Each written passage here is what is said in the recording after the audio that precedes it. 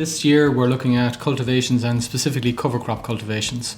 We all know the importance of cover crops, especially after harvest, the importance of getting them in quickly, but actually getting them in right, using the right cultivation technique is absolutely key and essential.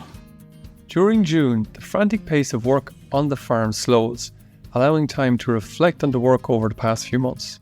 Every farmer should reflect on the work completed inside the farm gate, but also ask questions, is there a better way? Going to other farms or visiting research centres is rewarding, as you will learn about the new ideas or better approaches to existing practice. It also gives a chance to meet neighbours and old friends, which in itself can be very rewarding. You are listening to the latest episode of the Tillage Edge with me, Michael Hennessy. We would really appreciate it if you could listen, follow and give us a review on Apple or Spotify or wherever you get your podcasts from. The Teagasc Oak Park Open Day is on next week, and I'm delighted to be joined by Dr. Ewen Mullins, the Head of Crops Research, and Dermot Forristal, a researcher on crops and mechanisation, to discuss the Open Day and highlight areas which may be of interest to you. Ewen, firstly, can you remind people of the date of the Open Day? So it's on Wednesday, June 21st here in Oak Park in Carlow. What's the main theme of the Open Day this time around? This year we're looking at cultivations and specifically cover crop cultivations. We all know the importance of cover crops, especially after harvest, the importance of getting them in quickly, but actually getting them in right, using the right cultivation technique, and Dermot can explain it, is absolutely key and essential. So from the point of view, the same as every other Open Day, there's a lot of stands out there. You might highlight maybe some of the main ones en route this year? Yeah, so it's across the Oak Park campus, so if people have been here before, they'll be familiar with the design and the layout that we have here. What we are doing differently this time is we're consolidating the boards, the presentations, the research updates basically across 5 individual demo areas. So there's actually less walking. We're going to have transport from each of these demo areas so that there's, as I said, less walking and more time to engage with the researchers. So at the start, we're going to have BYDV, the importance of developing the IPM strategies that Louise McNamara is leading with Stephen Byrne. We also then have an added value demo touching on plant protein, all the advantages of that in growing plant protein crops for human ingredients and food systems. Then we're out into oats and the fantastic work being done here at Oats with our national colleagues and also colleagues up in Northern Ireland and AFBI. And then we move over then in front of the old Oak Park House. We have the cultivation demonstration and exhibits, which is a key part of the day in partnership with the Farmers Journal. And then as people will head back to the car park, they'll then go through the last demo, which will be around cereal disease control. That's winter wheat, is it? Winter wheat, yeah, exactly. Okay. So just go back, circling back to the value added hub, you might go into a little bit more detail of what people can actually find in that hub. Yeah, so we've 2 very exciting projects at the moment that we're involved in and leading. One is called U-Protein, led by our colleagues in Moore Park, and the other one is called Valpro Path, which is a European funded project. And the goal of these 2 projects is very simple. It's to unlock the potential of something that we already grow so well in Ireland. So we know we are producing very high yields of our protein crops, primarily faba bean, but we also know we can grow pea very well here. We know we can grow lupin, and a lot of work has gone into identifying newer varieties, especially in regard to lupin, that will get up, grow quick and allow us to get the harvest out before we head into the late autumn. There's also actually potential with some other protein crops there. But the exciting thing about this demo is that it's not just about the crops, it's about showing the added value potential. So we'll have demonstrations with colleagues from food talking about the potential of the protein isolate that can be extracted out of these crops as well. So there's people who will be able to see some of the growing crops there as well, can they? Yeah, absolutely. So we'll have all the usual demo plots. We have some exciting work on intercropping faba bean with pea. We had it here at our previous Open Day in 2021, and that work has continued. Obviously, pea is a fantastic crop to grow, but it suffers from lodging. But we think there's quite a simple agronomic fix by intercropping it with faba bean as well. Okay, and there's some work ongoing here in Oak Park to do with distilling and brewing. Will people get a chance to get a little bit more information about what's going on in that space? Yeah, so we've recently set up the National Centre for Brewing and Distilling, and it's managed by Lisa Ryan here in Oak Park. And that's very exciting because we now have a pilot and a micro malting and in time, hopefully, a distilling centre there. And the goal is really to add value to the cereals that we're already producing. So we know obviously our spring barley is a very important malting crop, but there's a huge demand from the drinks industry to be able to tweak the malting process, try different varieties, and expand that research base. And it's probably somewhat surprising. None of this work is done anywhere in Ireland. So the key thing is this was only established in the last 12 months, and Lisa's going to talk about the work that's been done to date in setting it up, and also the exciting plans we have with our colleagues here in SETU for the future. Okay, Dermot, I might come across to you to talk maybe more about machinery. People get very excited in this one. So we're going to have a lot of machinery around in terms of the cultivation area. What's the plan around that area? Yeah, look, again, I suppose we're following the recent tradition, I suppose, of having an event within an event with a focus on machinery. And this year it's all around the area of stubble cultivation and also cover crop establishment. So that's all hitting the main theme. So in that area, people will get the opportunity to see really 8 different classes of machines working on the day. So they'll be working over 3 different demos. Each run will be literally a single machine run, so that people will get to see all 8 different machine types. So among those, we'll have tine stubble cultivators, disc stubble cultivators, disc and tine combined on one stubble cultivator, a straw rake or a straw comb. A lot of those then will also be fitted maybe with the simple broadcaster type seeders or pneumatic seeders. There'll be a roller working with a seeder on it. Then we have drills that will establish maybe without cultivation. We'll have a min-till drill there, strip till and direct drill there, as well as being alternative ways of establishing cover crops. And that's what it's about. It's about establishing the cover crop more so than stubble cultivation, of which is necessary anyway out there. Yeah, well, it's both really, because I think the requirement there is for stubble cultivation, and people really want to know, well, what type of stubble cultivator should it be using? If conditions are very dry, will I get sufficient penetration with a disc?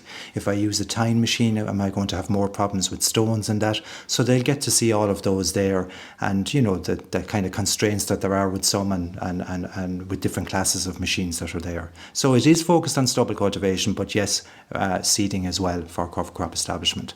And is this demonstration once in a day, or will it be going on a number of different times? We'll be running it 3 different times, and at each time we will have, as I say, 8 different runs, so 1 sample of each machine. And because there was such interest in it, as I say, there might be different machines, different manufacturers running in each demo, because we have more than 8 manufacturers who wanted to demonstrate, if you like. So it'll be run 3 times during the day.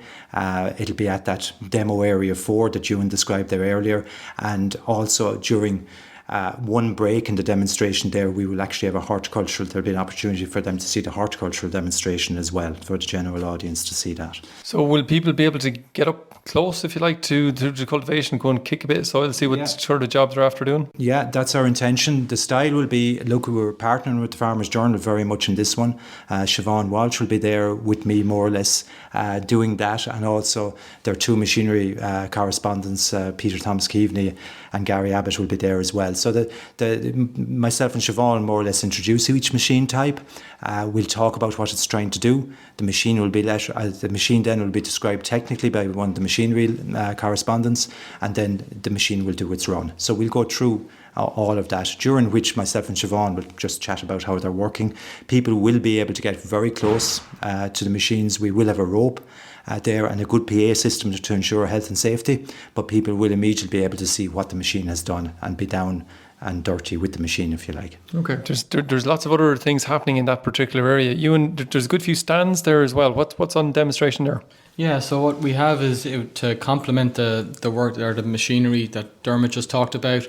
We also have stands on the cover cropping work that's ongoing here in Teagasc. And in addition to that, we have important stands on grass weeds led by Vijay Vaskar. We have signposts. We'll have obviously other stands as well from colleagues in Setup in terms of forestry, our new climate centre. And all of these together will give people an overview of all the work that's ongoing, but also, and what's really important, is the engagement between people who show up, but also with our research staff and students who are at these stands. It's very important that, well, I would hope that when people come to the open day, they really take the opportunity to discuss maybe problems they have on their own farm, questions they might have about whatever systems that maybe they're looking at into the future. This is a great opportunity for engagement. So we really hope people will look forward to it and take advantage of it. You and Dermot mentioned a second ago about horticulture. That's a bit of a new venture, I suppose, here in Oak Park. What's the point in having horticulture as part of all this? Yeah, very, very good question. And it's probably maybe raised a couple of people are probably wondering when they hear about what's going on. But no, actually, it's exciting. It's a great opportunity. As I said, we have an open day. We have a very exciting demo, and there is a need in the hort sector in terms of weed control. And we were very happy and we're delighted to have colleagues from Hort here who will be demonstrating weeders and weed technologies, in particular robotic systems as well. And you know, there's learning for the tillage sector here as well. Weeds we know they're a huge problem in terms of grass weeds, obviously, but it's not just grass weeds. As VJ will show at his stand as well, there are many other weeds that are becoming problematic. So, you know, I think we'll all be over at the Hort area looking and learning as well. So in terms of the horticulture as well, I mean, that's fairly well stitched into the normal tillage area around there. Is that an opportunity maybe for tillage farmers to kind of see what's going on from that point of view? Yeah, absolutely. And I mean, like Dermot can add to this. I mean, nobody has all the answers to the problems we have out there. So, you know, we'll have tillage people going over to the Hort area looking and going, maybe that's something that they could look at in their own system. They'll have queries, they want to learn more about it. And again, that's what the open day is about. We want people to leave here on the 21st of June with ideas in their head, hopefully answers to some of the questions they would have had when they came in here. And that's why we're excited to have the Hort people here as well. So Dermot, from in that horticultural demo area, is it very high tech stuff, or is it everything from the low tech to very high tech, or is it all metal, or is there other options out there in terms of weed control?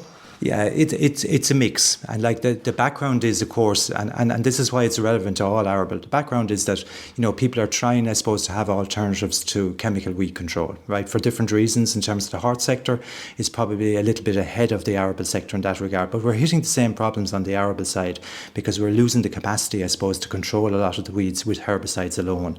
So that's why the interest is there.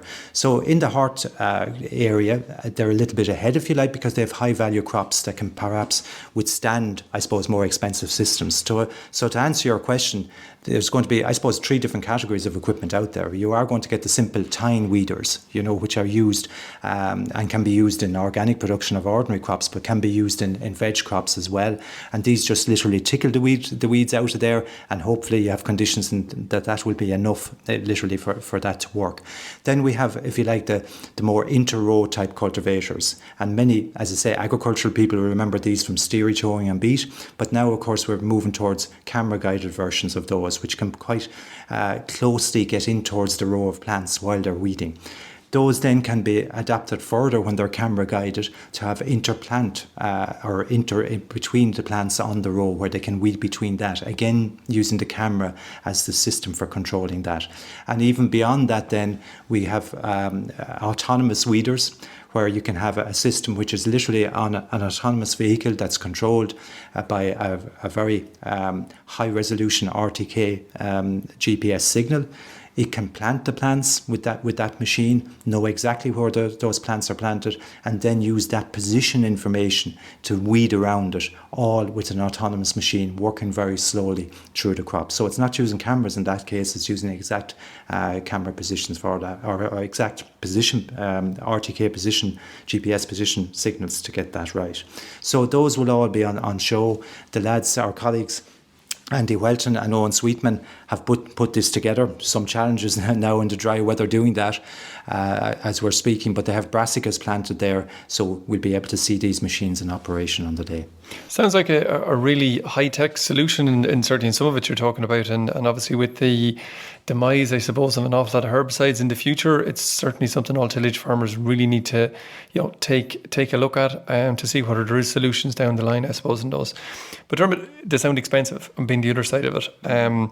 In terms of the trade stands, there are trade stands at the event. You might highlight some of those, because obviously TAMS is out now and people might just be looking for a way to help to spend the TAMS money maybe. But you might give us an idea of what sort of trade stands are around. Well, maybe they want to mind their money and not be spending it all. But anyway, no.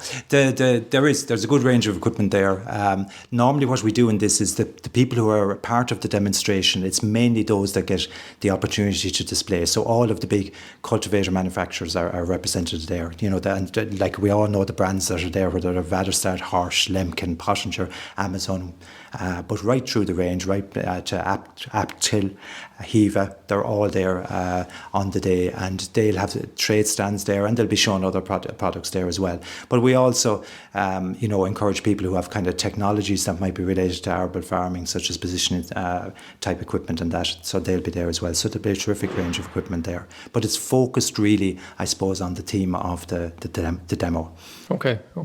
Ewen, just to get back to you there, and you mentioned, I think earlier, around a little bit around mobility, and we're trying to make it as easy as possible for people who might have mobility issues to be able to turn up and have a very comfortable day. You might give us an idea about some of those. Yeah, so we're deviating slightly from what we've done in the past. People who've been here, they would have seen stands all the way out around the route, all the way back around to the house. And that's a fair old walk. It's a nice walk if it's a nice day. So what we're doing now is we're going to consolidate the stands a little bit across 5 demo areas, and within that then there's transport trailers to get people from one to A to B and B to C and so forth. And those transports will be moving hopefully every 15 to 20 minutes. So you get off, you spend time listening to the research updates, having discussions with colleagues, advisors, researchers, and looking and seeing what's there and learning and understanding more. You can spend as little time there, as much time as you want, and then another trailer will be arriving, as I said, every 15-20 minutes. You can hop on that and move on to the next stand. So the whole idea is flexibility, and to make it that travel time between boards as little as possible.